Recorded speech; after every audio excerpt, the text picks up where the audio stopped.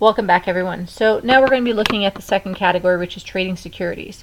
And if you remember what I said earlier, is that trading securities are those securities that you plan on turning around and selling within a fairly short period of time.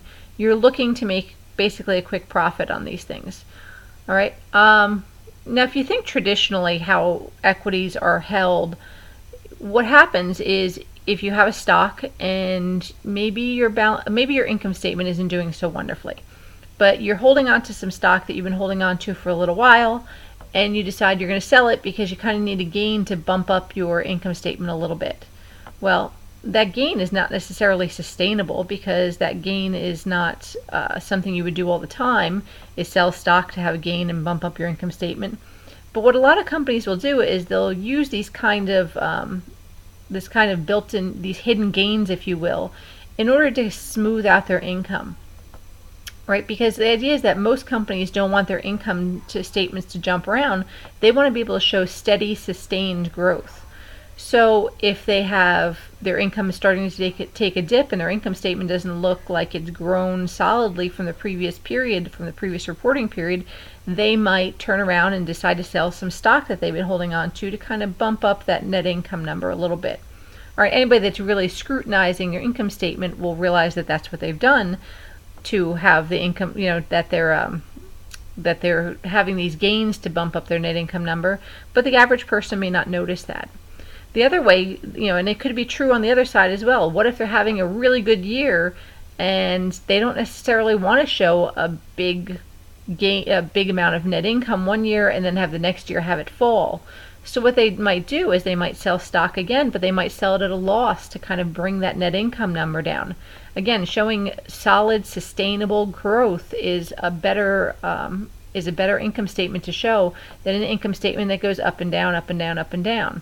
Right? They want their income statement to have a smooth rise. So what that's known as is it's known as income smoothing. I think I mentioned that. And when they do that, they're basically cherry picking. They're deciding, okay, we want to show some gains, so we're going to sell some stock that has some gains. We want to show some losses, so we're going to sell some stock that give us losses. With that, that's income statement manipulation, and there's nothing against it. There's no rules against it, but it isn't a true picture of how a company is doing. All right, so with that, there is going to be something that we do with these trading securities that is called a fair value adjustment.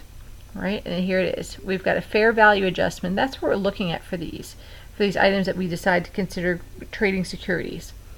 What happens here is even if we haven't sold the stock, we are going to report the stock for its fair market value.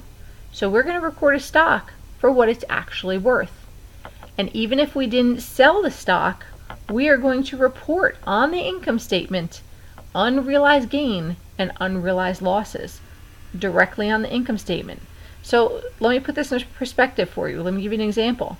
Say you have some stock that you've had for a whole bunch of years, and maybe you bought it at $10 a share, and maybe now it's selling at $100 a share. Well, traditionally, historical cost basis says it stays on your income statement, not your income statement, I'm sorry, your balance sheet for what you originally paid for it. Well, that's going to change now. Instead of reporting it for $10, which is what historical cost principle says you must do, instead we're going to use fair value accounting, and we're going to record it for $100. All right, even if we didn't sell the stock yet. So if we had this $90 gain that really hasn't happened yet, it has not been realized yet, we are going to report that gain on the income statement, that unrealized gain, as if it happened. So that, like I was saying, a $10 stock is now worth $100, but maybe we're still holding on to that stock. We might still be holding it.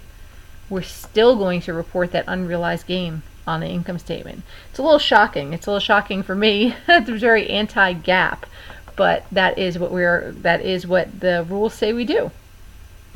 The idea here is that we're removing that income smoothing component that I mentioned earlier, and you're also making financial statements more real.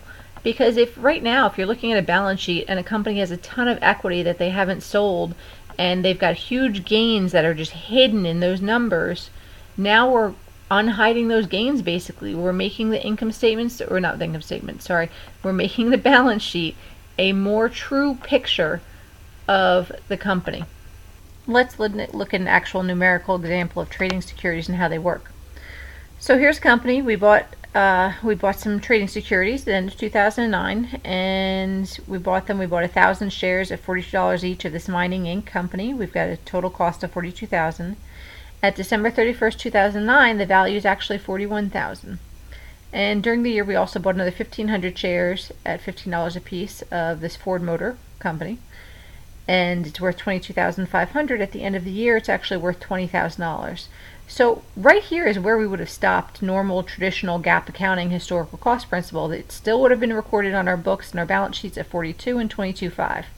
However, we are going to report these trading securities at fair value, and fair value is less. The fair value is $41,000 instead of $42,000 and $20,000 instead of $22,500.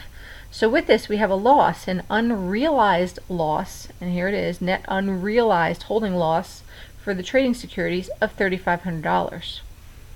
All right, here's where it gets interesting. We are going to record that. Even though we have not even sold the stock, see, that's why I keep getting hung up on, even though we haven't sold the stock, we are going to record this loss on the income statement. We are still holding it, but we're going to record this loss. So we're going to have a journal entry where we debit net unrealized holding gains and losses, right? It's the same account. It can be a debit or it can be credit, depending on what it needs to be. In this case, it's a debit because it is a loss of $3,500, and that is actually going to reduce your income on your income statement. And you've got a credit here to this fair value adjustment account of $3,500. That fair value adjustment account is actually a contra account to the trading securities account. And let's pull up some T accounts to show you what that looks like. Okay, so here we go. We've got trading securities, $64,500, and a fair value adjustment of $3,500, a credit. So they're offsetting accounts, and the net value of them then would be what? $61,000. All right, so to go back to the PowerPoints for a second, just to show you, as I mentioned before, you would have income from operations on your income statement, $267,500, and that's just the example they have for Matrix Inc. That number didn't come from anywhere in a previous slide.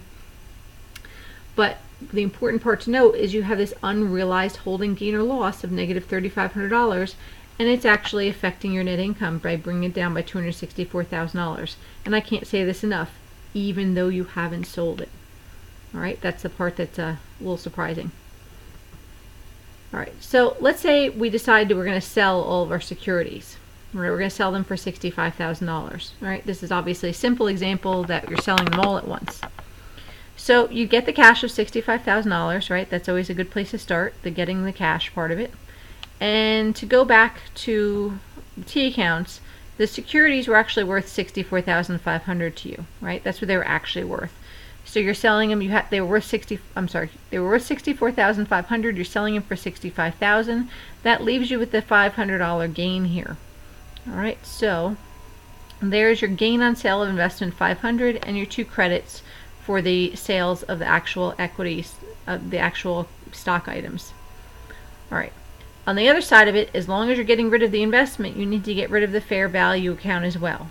So you've got a debit to fair value adjustment because right now it carried a credit balance, and if you're getting rid of the securities, you got to get rid of the fair value adjustment account as well. So your fair value adjustment account's carrying a credit balance. You're going to debit it in order to zero it out. All right, so there's your debit to fair value adjustment for $3,500, and this is actually a credit to the net unrealized holding gain or loss on the income statement of $3,500. So it really has the effect of bringing your numbers back up.